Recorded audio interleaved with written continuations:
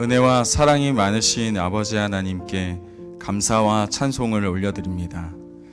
우리를 특별히 많은 사람들 가운데서 하나님의 자녀로 선택하여 주시고 오늘도 거룩하고 복된 하나님의 성전에 나와서 신령과 진정의 예배를 드리게 하심을 감사드립니다. 주님, 한 주간 동안 주님 말씀 안에 살려고 노력했으나 온 마음 다해 온 힘 다해 그렇게 살지 못했음을 이 시간 솔직하게 고백합니다. 이런 우리를 주님 불쌍히 여겨주시고 또 실패하겠지만 또 넘어지겠지만 그럼에도 불구하고 우리를 포기하지 마시고 하나님의 그 넓은 사랑으로 우리를 품어 안아 주시옵소서. 능력 있는 말씀으로 우리를 변화시켜 주시고 성령의 그 능력으로 그 충만함으로 하나님 우리의 삶 가운데 하나님의 열매를 많이 맺는 참된 제자가 될 수 있도록 주님 역사하여 주옵소서. 하나님을 기쁘시게 하는 성도가 되게 하며 또한 사람을 복되게 하는 성도가 되게 하여 주옵소서. 주님, 코로나로 인해서 많은 사람들이 고통받고 있습니다. 주님, 고통받는 주의 자녀들을 보호하여 주시고 이 질병이 이제는 주님의 그 권위 앞에 엎드러지게 하여 주옵소서. 이 시간 주님 앞에 믿음과 정성을 다해 예물을 드립니다. 아벨의 제사처럼 기뻐 받아주시고 우리에게 복을 더하여 주시옵소서. 이 예물이 쓰여지는 곳마다 하나님의 영광이 드러나게 하시고 이로써 세상 가운데 하나님의 나라가 확장되는 것뿐만 아니라 우리 또한 주님의 영광으로 그 영광의 빛을 누리는 성도 되게 하여 주옵소서. 만복의 근원 되시는 주님의 이름을 찬양하며 예수님 이름으로 기도드립니다. 아멘. 하늘에 계신 우리 아버지, 아버지의 이름을 거룩하게 하시며 아버지의 나라가 오게 하시며 아버지의 뜻이 하늘에서와 같이 땅에서도 이루어지게 하소서. 오늘 우리에게 일용할 양식을 주시고 우리가 우리에게 잘못한 사람을 용서하여 준 것 같이 우리 죄를 용서하여 주시고 우리를 시험에 빠지지 않게 하시고 악에서 구하소서. 나라와 권능과 영광이 영원히 아버지의 것입니다. 아멘. 할렐루야. 주님의 이름으로 사랑하고 축복합니다. 광고 말씀을 드리겠습니다.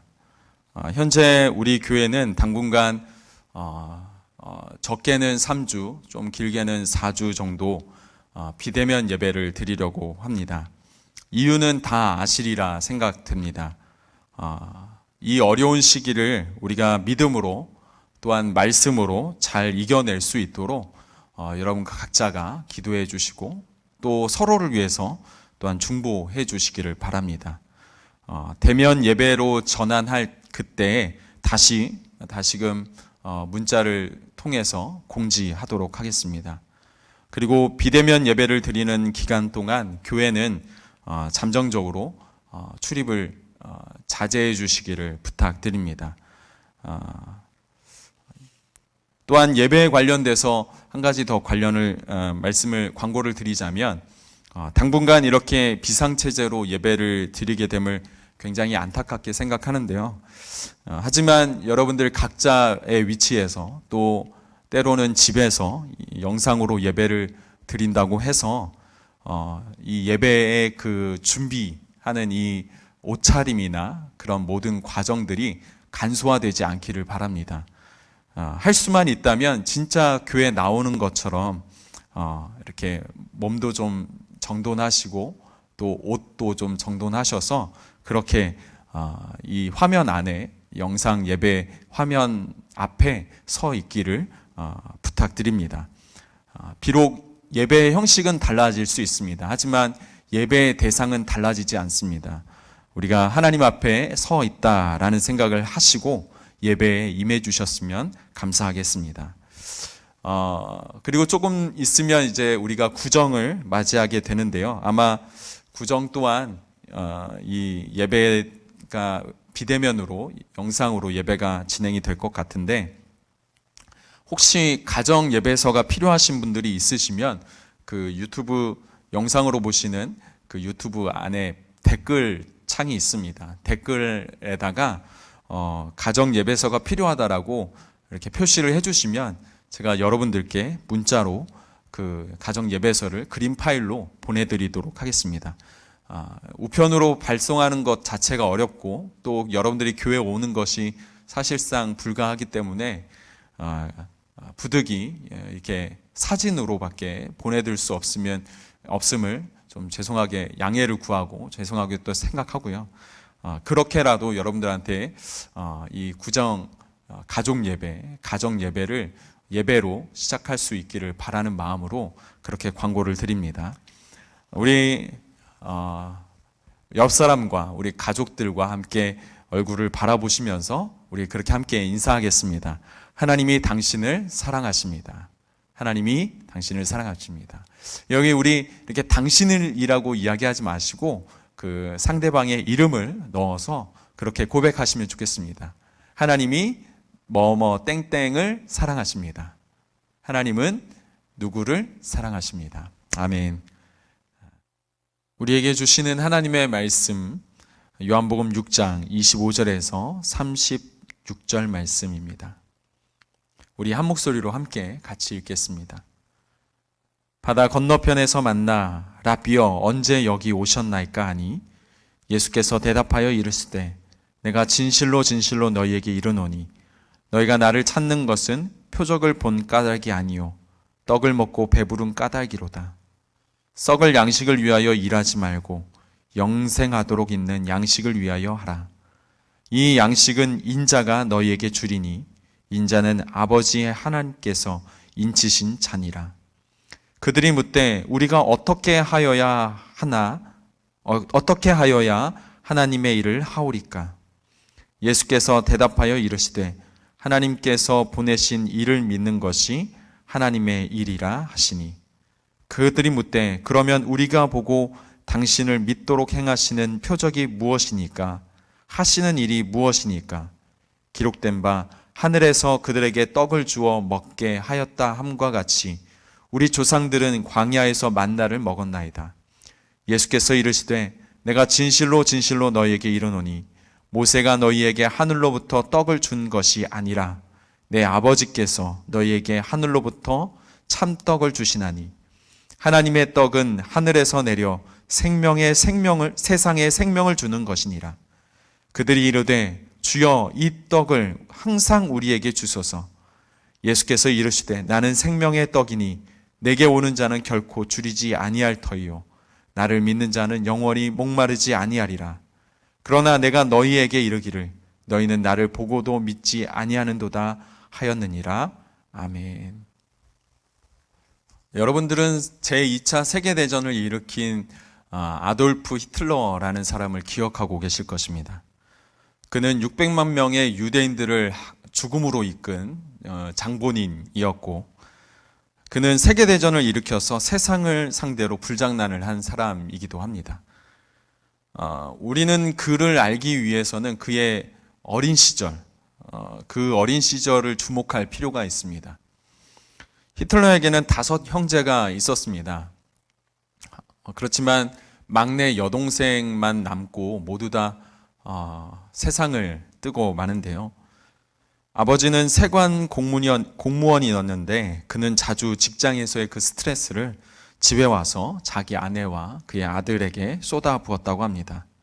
그는 아내와 아들에게 잔인하고 폭력적인 남편이었고 아버지였습니다.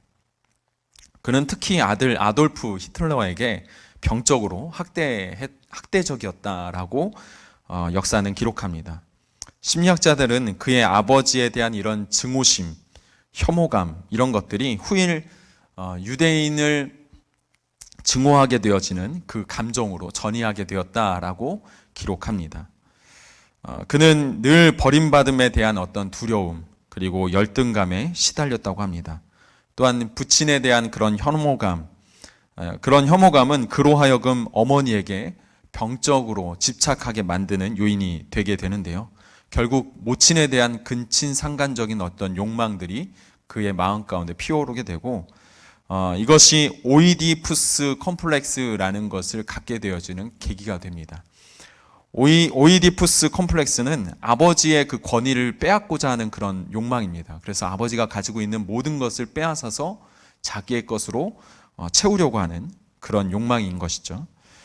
그의 나이 14살에 아버지가 죽게 되자 그런 어떤 컴플렉스로 사로잡혔던 그가 그 목표 대상이었던 아버지가 죽게 되자 그 삶에 대한 의욕을 잃어버리게 됩니다. 그리고 자신의 그 유일한 꿈이었던 화가, 그렇지만 그 화가가 되어지는 그 시험 과정을 그가 떨어지게 되면서 그 자기 어떤 인생에 대한 슬픔, 유년기 시절의 아픔, 또 열등감, 그리고 인생에 대한 어떤 패배감, 실패감 이런 것들이 뒤섞이면서 그 어떤 그 마음 가운데 분노 어린 마음이 대상을 이 세상으로 돌려지게 됩니다. 그래서 세상을 내가 벌하고자, 세상을 복수하고자 하는 마음을 그는 먹기 시작합니다. 그리고 세상에서 누리는 그 성공과 또 세상 사람들에게 받는 인정, 그리고 권력에 대해서는 더 비정상적으로 집착하고 굶주리는 그런 어떤 그런 마음을 가지게 되는데요. 이런 증상이 소위 경계선 성격 장애라고 불립니다. 경계선 성격 장애라고 이야기하는 것은 무엇이냐면 그가 원하는 것이 있단 말이죠. 그가 목표하는 바가 있습니다. 근데 그것을 이루었을 때 성취감이 있는 것이 아니라 오히려 갈증이 있다라는 것입니다. 무엇인가를 얻었고 그것이 있으면 자기가 행복할 것 같은데, 그것이 있으면 만족할 것 같은데 오히려 그 만족감은 더 허기가 지게 만들고 더 인생에 대한 배고픔과 어떤 굶주림이 그의 삶 가운데 찾아오는 것을 바로 경계선 성격장애라고 이야기합니다. 그래서 자꾸만 자기를 증명하기 위해서 사람들과 싸우게 되고 갈등을 일으키게 되고 더 큰 권력을 가지려고 사투를 벌이는 그런 삶을 그는 살게 됩니다. 나중에는 그런 어떤 성격장애가 계속 커지다가 어떤 상황까지 이르게 되냐면 자신만이 독일을 구원할 수 있다 하는 메시아 컴플렉스가 그에게 자리 잡게 됩니다. 나중에 폭동을 일으키고 감옥에 들어가서 그가 자기의 이야기, 자서전을 쓰게 되는데요. 그 자서전 책의 이름이 나의 투쟁입니다. 그 나의 투쟁이라는 그 글을 보면, 책의 글을 보면 굉장히 그 내면이 불안하고 안정감이 없고 불만족스럽고 그리고 세상에 대해서 열등감이 굉장히 크다라는 것을 그 책을 통해서 우리가 알 수 있습니다. 그는 상당한 권력을 갖게 되지만 그렇지만 상대적으로 굉장히 배고픈 사람이었습니다. 그의 영혼은 굉장히 굶주려 있는 그런 영혼이었다라는 것을 우리가 알 수 있는 것이죠. 그런데 여러분, 이런 그 경계선 성격 장애와 메시아 컴플렉스, 이거 히틀러만 있는 일일까요? 이 히틀러에게만 있는 그런 부분을 이야기하는 것일까요? 모든 일에 불안해하고 만족하지 못하고 우리의 감정이 어떤 극과 극을 달해서 기복을 경험하는 그런 것이 바로 이 히틀러에게만 있었는가 라는 것을 우리가 곰곰이 생각해 보면 그렇지 않다라는 결론에 이르게 됩니다. 이런 어떤 우리의 마음이 불안하고 안정감을 누리지 못하고 만족하지 못하고 자꾸자꾸 나의 어떤 욕심을 채워가지만 내 욕심을 채워가면 채워갈수록 그 마음의 갈증은 더해져만 가고, 그리고 내 감정이 처음에는 좋았다가도 조금만 지나면 안 좋아지고, 이런 어떤 감정의 기복이 굉장히 크게 나타나는 그런 삶의 경험을 하고 있는 그것은 히틀러만 경험하는 것이 아니라 포스트 모던을 살아가고 있는 지금 현대인들이 가장 많이 느끼는, 가장 많이 보편적으로 경험하게 되어지는 장애 현상이 바로 이런 부분이 아닐까라는 생각을 해보게 됩니다. 우리는 과거 어느 때보다 풍요의 시대를 살아가고 있습니다.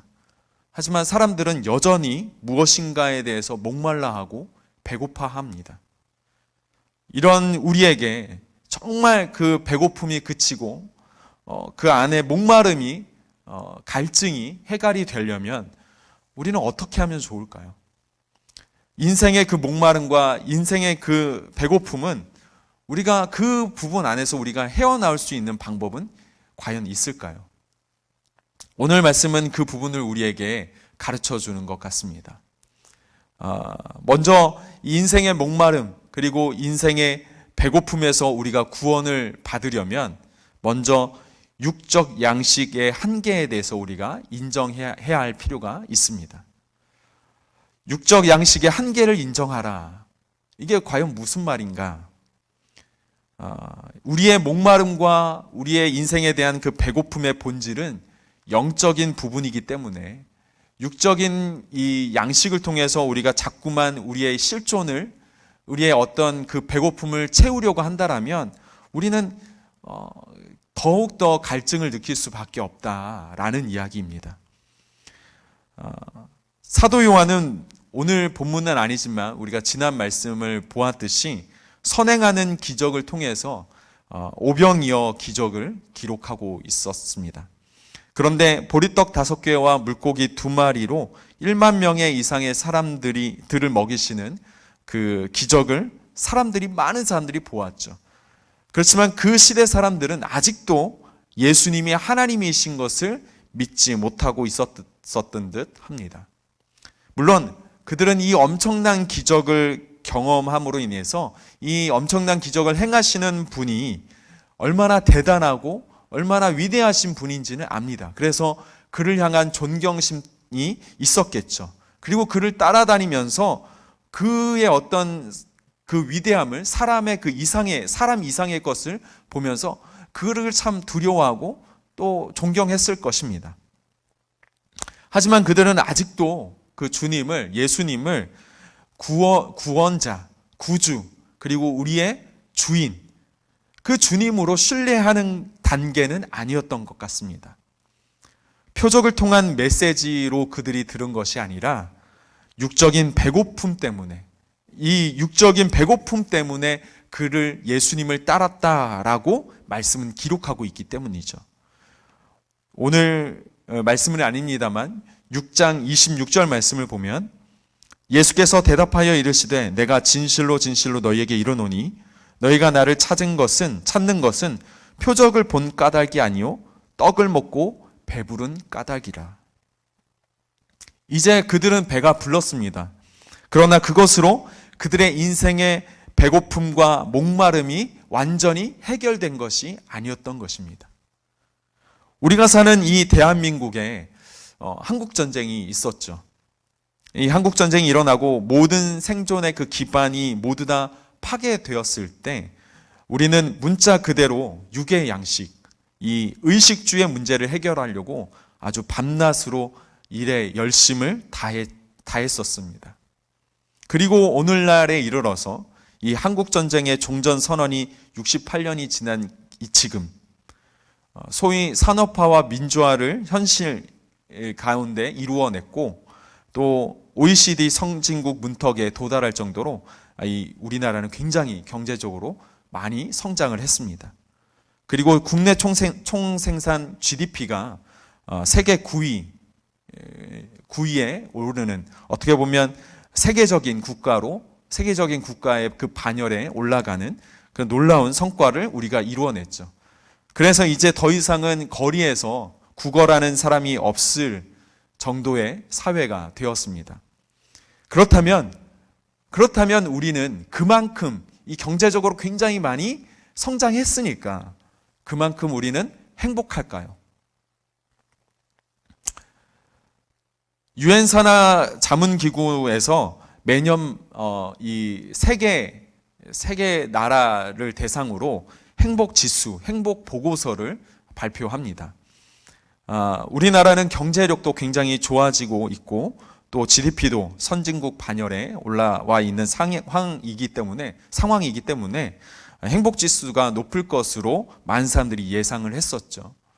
하지만 날이 가면 갈수록 경제력은 좋아진다라고 우리의 눈으로 보기도 하고 피부로도 많이 느끼기도 하지만, 그렇지만 날이 가면 갈수록 우리의 행복 지수는 떨어지는 것을 확인하게 되었습니다.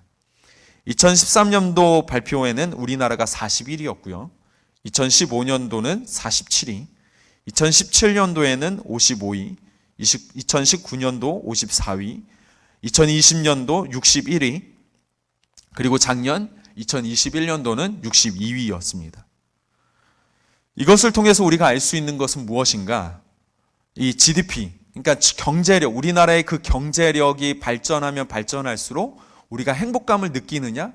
이거와 아무 상관이 없다는 얘기예요. 그러니까 우리가 잘 입고 잘 먹고 잘 사는 것, 그것으로 우리의 인생의 배고픔이 채워지느냐? 아니라는 것입니다. 육적인 어떤 양식을 우리가 먹음으로 인하여서 우리가 행복해질 줄 알았는데, 우리의 인생이 정말 더 가치 있고 아름다울 줄 알았는데, 내 인생의 만족이 채워질 줄 알았는데 아니다라는 것입니다. 번외로 이 통계를 통해서 몇 가지를 좀 보자면, 21년도 그 행복지수 기준을 보자면 그 행복지수의 그 상위권들이 있거든요. 우리나라는 이 10점 만점에 5.8점입니다. 5.8점. 거의 중간이죠. 그러면 상위권을 누리고 있는 나라들이 있을 것 아닙니까? 그 상위권을 보자면 우리가 잘 입고 잘 먹고 잘 사는 나라, 그러면 그들이 잘 살기 때문에, 많은 것을 누리고 있기 때문에, 또 많은 것을 알고 가지고 있기 때문에 그들이 더 잘 살기 때문에 행복하지 않을까? 인생의 가치를 느끼고 있지 않을까? 우리가 좀 그렇게 생각할 수 있는데, 그렇다면 1위가 미국이나 중국이나 이렇게 되어야 되겠죠. 그런데 1위는 의외로 핀란드라는 나라였습니다. 핀란드. 2위는 스웨덴, 3위는 노르웨이. 그렇다라는 것은 무엇이냐면, 이 경제가 좋아진다고 해서, 나라가 잘 사는 나라가 된다고 해서, 나라가 정말 매력 있는 나라가 된다고 해서 우리의 각자 인생에 만족감이 생기느냐? 아니다라는 것이죠. 더 충격적인 사실은 무엇이냐면, 우리나라의 그 행복지수가 5.8점이었다 그랬죠. 그러면 우리나라보다 조금 더, 한 단계 더 행복지수가 높은 나라가 어디냐? 일본이나 이렇게 되면 우리가 좀 이해를 하겠죠. 그런데 충격적인 사실은 무엇이냐면, 우리나라가 5.8점, 5.9점인 나라가 있습니다. 5.9점인 나라는 필리핀입니다. 우리나라보다 더 삶에 대해서 가치를 느끼고 행복감을 느낀다는 것이죠. 6점인 나라가 있습니다. 우리나라는 5.8점인데 6점인 나라는 태국입니다. 우리나라보다 경제적인 부분에 있어서 더 못 산다라고 생각하는 나라인데, 그 나라의 국민들은, 그 나라 백성들은 우리나라보다 더 행복감을 느낀다, 삶의 의미를 느낀다, 삶의 가치를 알고 있다. 여러분, 우리가 잘 먹고 잘 살고 잘 입는다고 해서, 경제적인 부가 우리에게 채워진다고 해서, 그렇다고 해서 우리가 행복하냐? 아니다라는 것입니다. 자, 그렇다면 우리 이 인간의 문제의 그 본질이 육적인 것이 아니라면, 그렇다면 우리의 인생의 그 배고픔, 우리 인생의 그 목마름을 해결하려면 과연 우리가 어떻게 해야 되느냐? 그것은 바로 이제 우리는 영적인 문제, 영적인 해답을 우리가 갈망해야 될 때이다라는 것입니다. 오해하지 마시기 바랍니다. 이 말이 우리 인간에게 이 육적인 양식의 문제가 아무것도 아니다라는 것을 이야기하는 것이 아닙니다. 예수님은 방금 전에, 오늘 말씀 읽기 바로 전에 이 오병이어를 통해서 굶주려 있는 사람들의 그 필요를 아셨고 그들의 필요를 채워주셨어요. 기적을 행하셔서 표적을 보여주시면서 그들에게 배고픔을 해결해 주셨습니다. 또한 기독교 이 역사를 통해서 보면 기독교 복음이 전해지는 곳곳마다 어떤 문제를 제일 우선순위로 꼽았었냐면 기아 문제를 우선순위로 뽑았습니다. 그래서 기독교의 어떤 복음이 전파되어지는 곳 가운데 기아에 대한 문제들을 굉장히 심각하게 논의했었고, 그것을 어떻게 보면 기독교의 소명으로 생각할 정도로 그렇게 했었던 것이죠.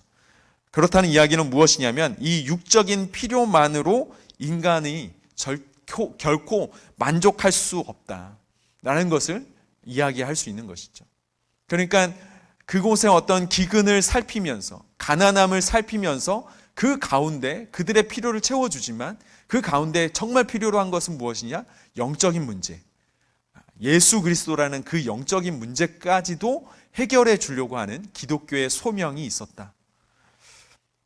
이에 대해서 예수님은 뭐라고 말씀하십니까? 오늘 말씀 6장 27절 말씀을 보면요, 썩을 양식을 위하여 일하지 말고 영생하도록 있는 양식을 위하여 하라.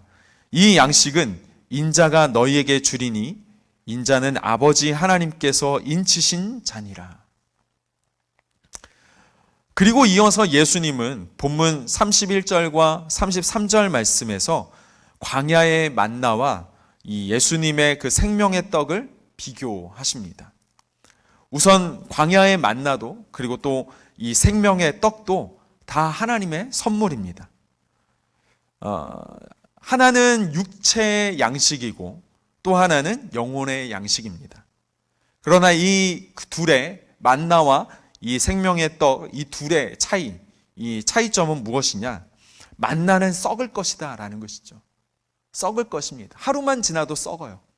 그렇지만 이 영원한 생명의 떡은 어떻습니까? 썩지 않는다라는 것입니다.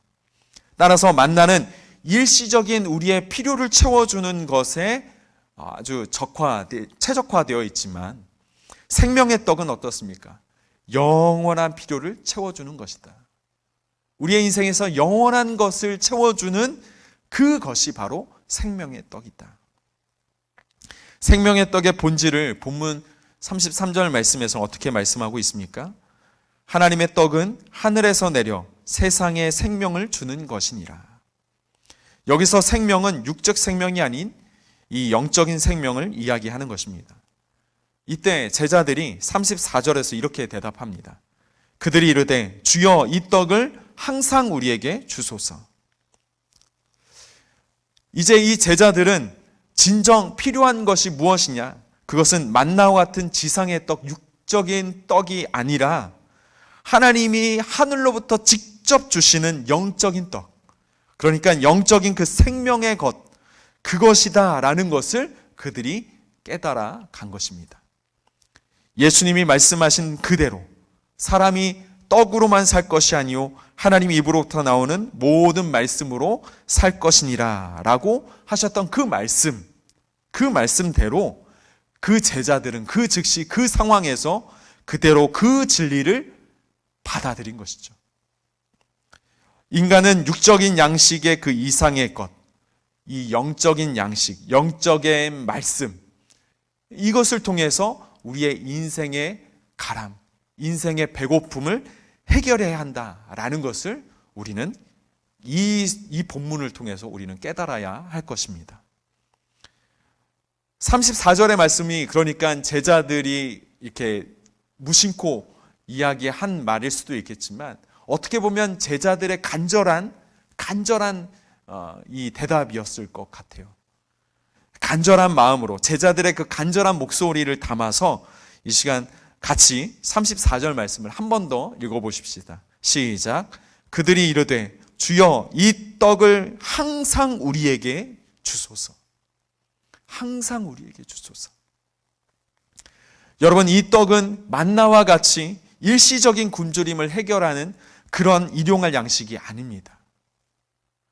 하나님 아버지, 우리 아버지이신 하나님 아버지가 하늘로부터 예수님을 통해서 우리에게 주시는 그 무엇을 구하는 것입니다.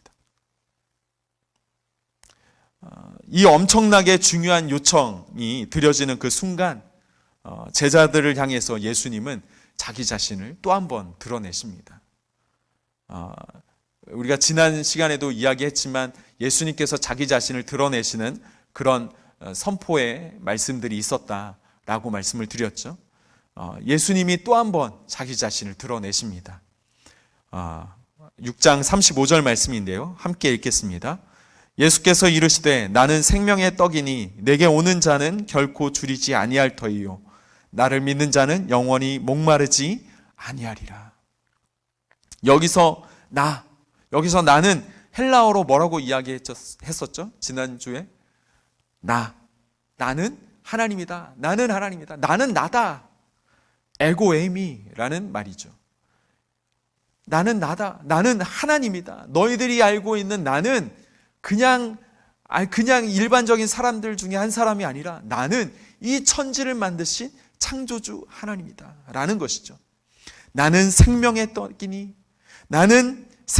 떡이니 내게 오는 자는 결코 줄이지 아니할 것이요 나를 믿는 자는 영원히 목마르지 아니하리라. 여러분, 예수님이 하나님이시기 때문에 오직 주님만이 그의 피조물인 인간의 이 배고픔을, 인간의 그 목마름을 해결하실 수 있는 줄 믿으시길 바랍니다.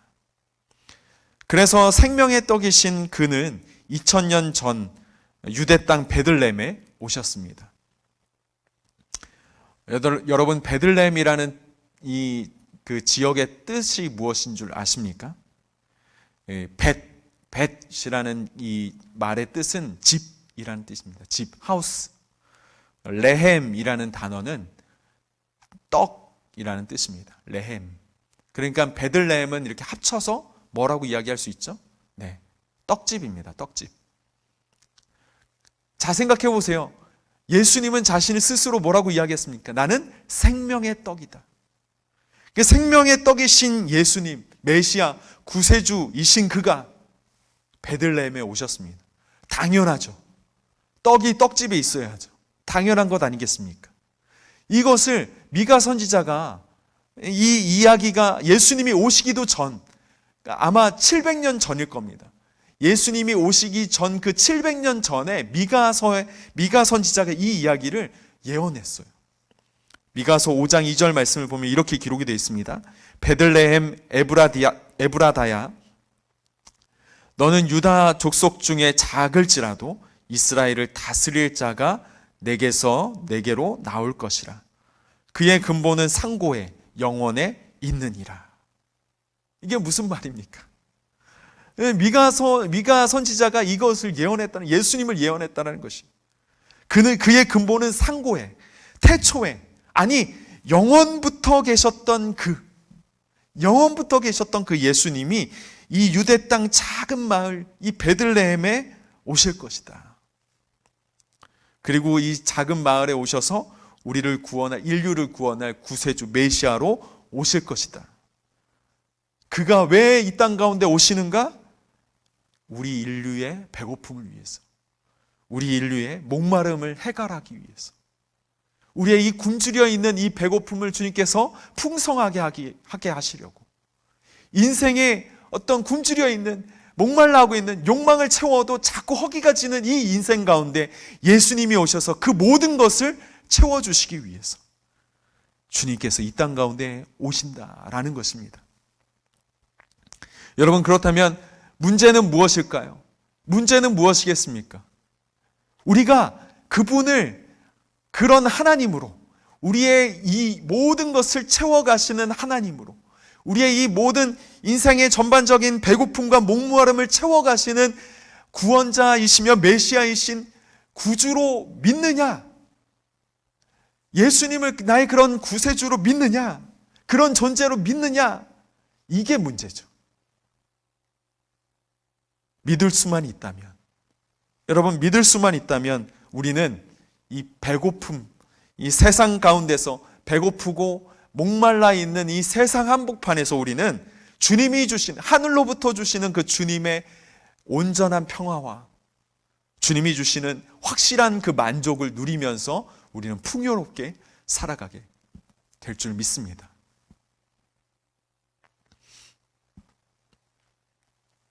서두에서 그 독일의 그 히틀러를 이야기했었죠. 그 히틀러가 있었던 그 당시 제2차 세계대전 말기 거의 끝물에 독일의 그 히틀러에 맞서서 싸우다가 순교한 본회퍼 목사님이 계십니다. 본회퍼 목사님은 이 히틀러와 정반대의 내면의 삶을 소유하고 계셨는데요. 그는 조국과 또 세계 복지를 위해서 그 히틀러와 대립하면서 싸웠지만 그에게는 그 권력 추구가 아닌 그 국민들의 영원한, 국민들의 그 행복한 내면의 삶을 더 가치 있게 생각했습니다. 그 일예를 우리가 좀 함께 살펴보기를 원하는데요. 그는 감옥에서도 묵상과 기도, 말씀과 예배를 놓지 않으셨습니다. 어떻게 보면 제3자가 볼 때도 굉장히 놀랍다라고 이야기할 정도로 그는 하나님의 평화를 온전히 누렸고, 감옥에 있다 할지라도 감옥에 있는 사람들에게 하나님이 주시는 위로와 또 영적인 지도자의 역할을 잘 해 나가셨습니다. 그의 영혼은 감옥에서도 목마르지 않는 생수를 마셨고, 그의 영혼은 진리의 말씀으로 배부른 영혼이었습니다. 그의 사형이 집행되기 바로 전해에 그는 옥중에서 시 한 편을 쓰게 됩니다. 제목은 선한 능력으로라는 시입니다. 그 시가 최근에 그 독일 지그프리트 피에츠 음악사에 의해서 이 곡이, 이 시가 찬양으로 만들어졌고, 그리고 나서 우리나라에서는 그 CCM 가수 나무엔이라는 CCM 가수가 이 찬양을 번역해서 음반을 내었습니다. 그래서 우리가 잘 알고 있죠. 많은 사람들이, 많은 가수와 CCM 가수들이 이 찬양을 커버해서 부르는 것을 유튜브를 통해서 여러분들 많이 들어보셨을 것입니다. 이 번역되어 있는 이 가사를 여러분들 생각하시면서, 들어보시면서 본회퍼 목사님의 그 내면이 얼마나 풍성한지, 그리고 그의 당부와 그의 하나님을 향한 그의 마음이 얼마나 아름다운지를 우리가 좀 함께 느껴보면 좋겠습니다. 좀 눈을 감고 할 수만 있다면 이 가사에 집중해서 한번 들어보시길 바랍니다.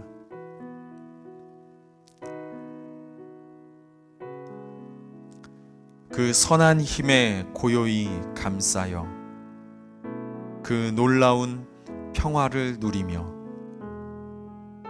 나 그대들과 함께 걸어가네. 나 그대들과 한 해를 여네. 지나간 허물 어둠의 날들이 무겁게 내 영혼 짓눌러도 오 주여 우리를 외면치 마시고 약속의 구원을 이루소서. 그 선한 힘이 우리를 감싸시니 믿음으로 일어날 일 기대하네. 주 언제나 우리와 함께 계셔. 하루 또 하루가 늘 새로워. 주께서 밝히신 작은 촛불이 어둠을 헤치고 타오르네. 그 빛에 우리 모두 하나 되어 온 누리에 비추게 하소서. 이 고요함이 깊이 번져갈 때 저 가슴 벅찬 노래 들리네. 다시 하나가 되게 이끄소서. 당신의 빛이 빛나는 이 밤. 그 선한 힘이 우리를 감싸시니 믿음으로 일어날 일 기대하네. 주 언제나 우리와 함께 계셔. 하루 또 하루가 늘 새로워.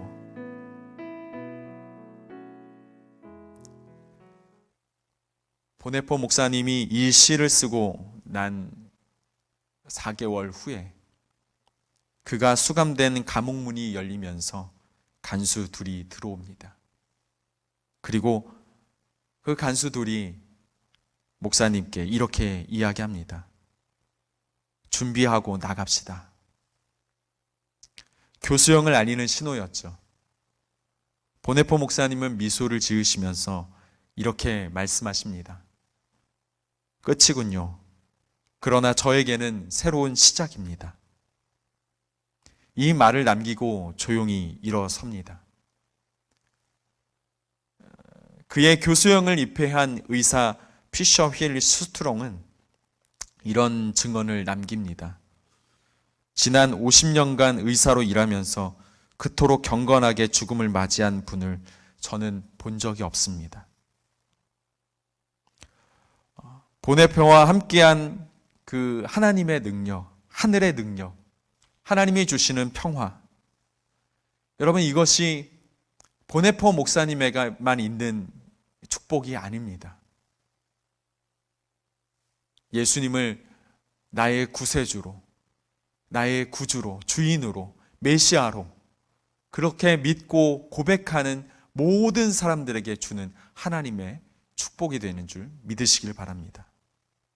여러분, 여러분들에게도 여러분들의 인생 가운데도 주님이 주시는 그 영원한 그 양식으로 인하여 채워지지 않을 것 같았던 인생의 그 배고픔과 그 갈증을 해결해야 되지 않겠습니까? 여러분, 예수님은 정녕 우리의 생명의 떡이 되십니다. 예수님은 진짜 우리의 만족이 되시는 줄 믿습니다.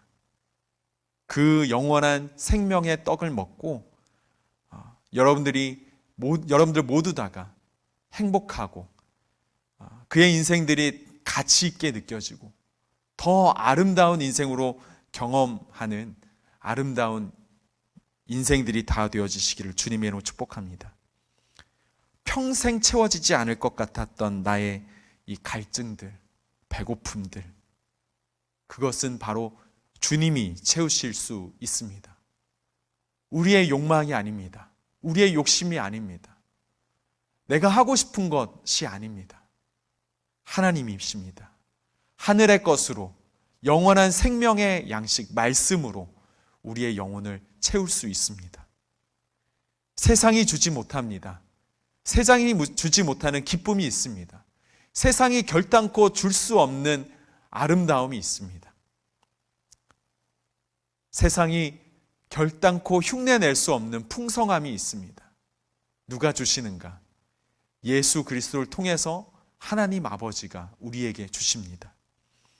이 땅 가운데 하나님의 자녀로서 주님이 주시는 온전한 복을 다 누려가시면서 정말 하나님께서 사랑하시는 자녀로 그렇게 세워지시는 여러분들의 삶이 되어지기를 소망하고 또 여러분들의 삶 가운데 그 하나님의 아름다운 빛이 드러나시기를 다시 한 번 더 주님의 이름으로 축복합니다.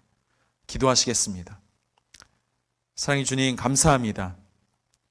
이 시간 주님을 바라봅니다.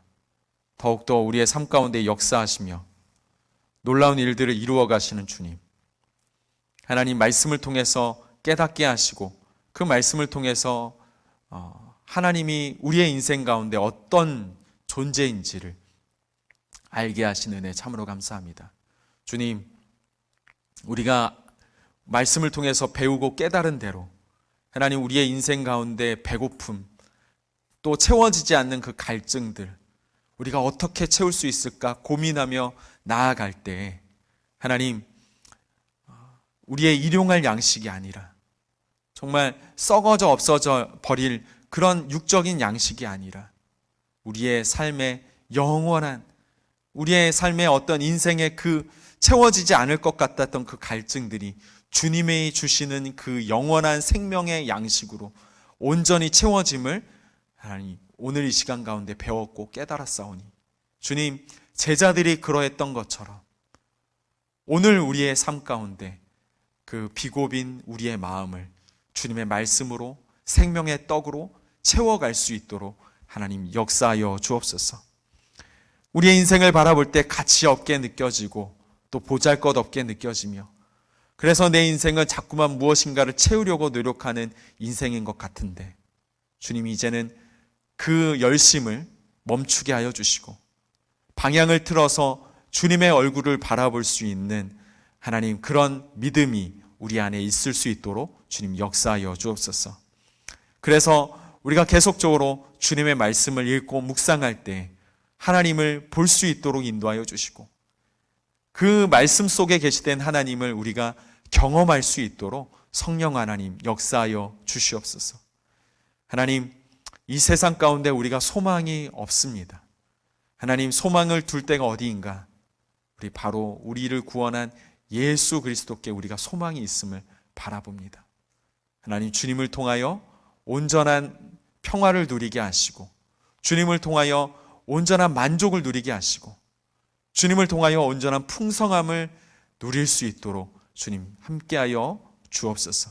계속해서 말씀을 보고 예배하고 기도할 때 주님을 알고 경험하고 또 주님을 만나게 하여 주셔서 우리의 영혼이 더욱더 풍성해지는 귀한 인생이 될 수 있도록 인도하여 주옵소서.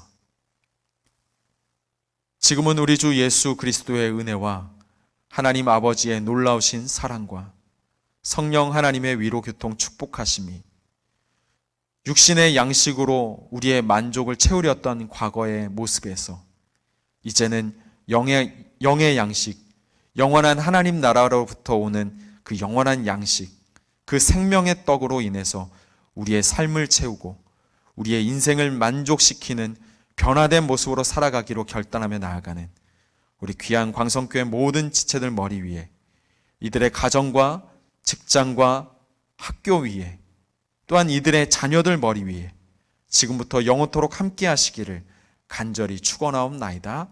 아멘.